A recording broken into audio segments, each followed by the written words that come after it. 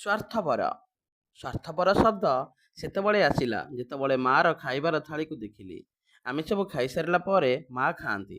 ମା ଖାଇବାକୁ ଅଳ୍ପ କିଛି ଥିଲା, ହେଲେ ରନ୍ଧା ତ ବହୁତ ହୋଇଥିଲା। ମାଆକୁ ପଚାରିଲି, ମା ତୁମ ପାଇଁ କ'ଣ ଆଉ ନାହିଁ? ସମସ୍ତେ ଖାଇସାରି ନିଜ ନିଜ ବିଛଣାକୁ ଚାଲିଗଲା ପରେ ମା ଖାଆନ୍ତି। ମା କହିଲେ, ହଁ ମ ଚାଲ, ସେତିକିରେ ମୋ ପେଟ ପୁରିଯିବ। ମୁଁ ଭାବିଲି, ମା କେତେ ବଡ଼ ସ୍ୱାର୍ଥପର, ନିଜେ ନ ଖାଇ ଆମମାନଙ୍କୁ ଖୁଆଇ ଦେଇ ଶୁଆଇ ଦେଲେ। ଆଜି ବାପା ଅଫିସ ଚାଲି ଚାଲି ଯାଉଥିବାର ଦେଖିଲି। ପଚାରିଲି, ବାପା ବସରେ ଯିବ ନାହିଁ କି? ହେଲେ ବାପା କହିଲେ, ଏଇ ପାଖରେ ତ, ଚାଲି ଚାଲି ଯିବି। ମୁଁ ପଚାରିଲି, ବାପା ତୁମ ଅଫିସ ତ 5 କିଲୋମିଟର, ତମେ ଚାଲି ଚାଲିକି ଯିବ?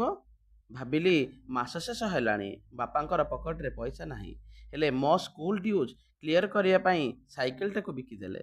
ତମେ ବି ବାପା କେତେ ସ୍ୱାର୍ଥପର। ବଡ଼ ଦିଦି ପାଖରେ କଲମ ନଥିଲା, ହେଲେ ବଡ଼ ଦିଦି ନିଜ ପାଇଁ ପେନ୍ ନ କିଣି ମୋତେ ରବର ଓ ପେନସିଲ ଦେଇ କହିଲା, ତୁ ପଢ଼େ, ତୁ ପଢ଼ିଲେ ମୁଁ ଖୁସି ହେବି। ସତରେ ଦିଦି, ତୁ ବି ସ୍ୱାର୍ଥପର।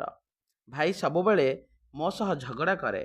ଦିନେ ତା କେକ୍ ମୋତେ ଦେଇ କହିଲା, ତୁ ଖାଇଦେ, ମୁଁ ରାତିରେ ଭାତ ଖାଇନେବି। ଏଥିରୁ ଜାଣିଲି ସମସ୍ତେ ସ୍ୱାର୍ଥପର, ଜଣେ ଅନ୍ୟକୁ ଖୁସି କରିବା ପାଇଁ ସ୍ୱାର୍ଥପରତାକୁ ଆପଣାଇ ନିଅନ୍ତି।